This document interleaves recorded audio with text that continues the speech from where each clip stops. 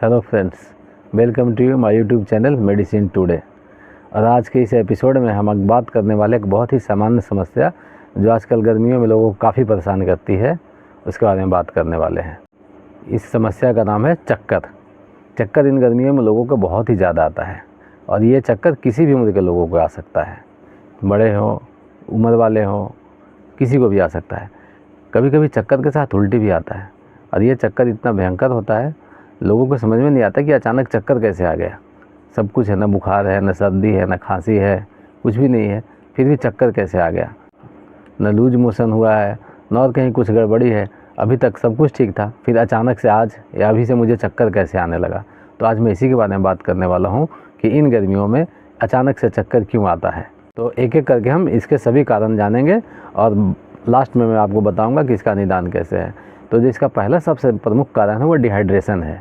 अत्यधिक गर्मी के कारण हमारे शरीर से काफ़ी ज़्यादा पसीना निकल जाता है और पसीना निकलने की वजह से हमारे शरीर में एक तो पानी की कमी हो जाती है और दूसरा सोडियम कम जाता है।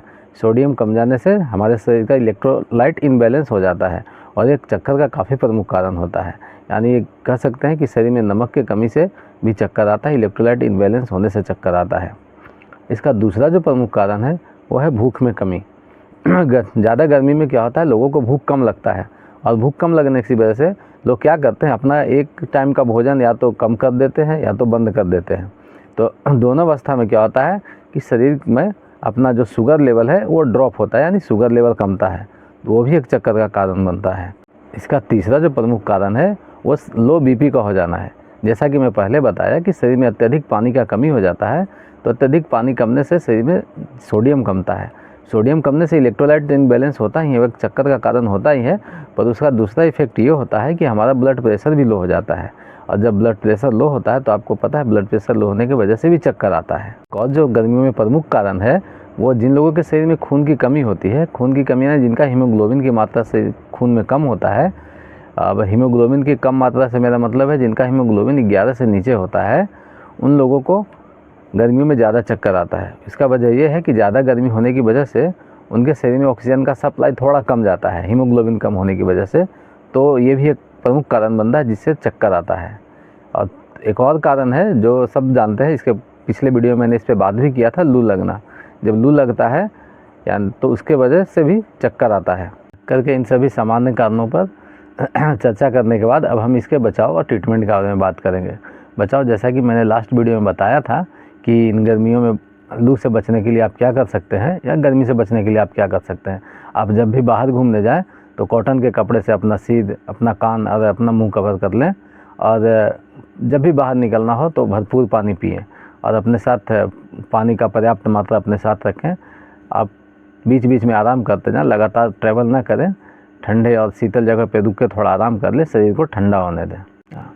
और जब ज़्यादा पसीना आए तो आप ORS का पानी पिए, नींबू का पानी पिए। और एक और जो मैं बोला कि अगर गर्मियों में भूख कम लगता है तो आपको भूख कम लगे तो आप लिक्विड डाइट ज़्यादा लें। लिक्विड डाइट में आप छाछ, मट्ठा, दही और नींबू पानी ऐसा कुछ ले सकते हैं। और फल में आप ज़्यादा पानी वाला फल लें, जैसे तरबूज, ककड़ी, खीरा, ये सब आप फल ले सकते हैं।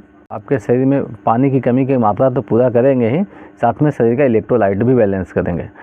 अब दो रह गया कि अगर आपका खून कम है, अपना बार बार अगर आपको चक्कर आ रहा है तो आप अपना HB चेक करा लें। अगर पता चलता है कि आपका खून कम है तो आप आयरन का टैबलेट लें। तो अब इस वीडियो को हम समराइज़ कर लेते हैं। हमने बात किया कि गर्मी में ज़्यादा चक्कर क्यों आता है, गर्मी में चक्कर क्यों आता है। तो हमने पाया कि डिहाइड्रेशन की वजह से, जिससे शरीर में पानी कम होता है, सोडियम कम होता है।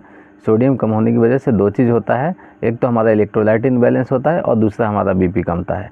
ये दोनों प्रमुख कारण हैं चक्कर के। और हमने बात किया भूख की कमी। भूख की कमी होने, ज़्यादा गर्मी लगने की वजह से भूख में कमी आती है, जिससे लोग या तो अपना एक टाइम का खाना स्किप करते हैं या तो खाना कम कर देते हैं, जिससे हमारे शरीर में शुगर का लेवल कमता है, वो एक चक्कर का कारण हो गया। और एक और अन्य कारण पे हमने बात किया, शरीर में हीमोग्लोबिन की कमी होती है तो उनके शरीर का ऑक्सीजन लेवल थोड़ा कमता है, इससे उनको चक्कर आता है। और जो लास्ट में हमने बात किया लू लगने से, जिसे सन स्ट्रोक या हीट स्ट्रोक बोलते हैं, वो लगने से भी चक्कर आता है। फिर हमने बात की हम क्या कर सकते हैं, तो पानी ज़्यादा पिएं, ज़्यादा धूप में ना जाएं, ठंडे जगह पे रहें और ऐसा फल लें जिसमें पानी ज़्यादा हो, जैसे तरबूज, नारियल पानी, दूध, दही, छाछ ऐसा लें जो लिक्विड डाइट हम ज़्यादा लें अगर खाना नहीं खा सकते हैं तो। इन सब के बाद मैं एक आपको सामान्य सा चक्कर का टैबलेट बता देता हूँ, वर्टिगोन टैबलेट, जिसका डिटेल डिस्क्रिप्शन में भी बता दूंगा मैं। वो टैबलेट आप ज़्यादा चक्कर आए तो दिन में 3 बार ले सकते हैं।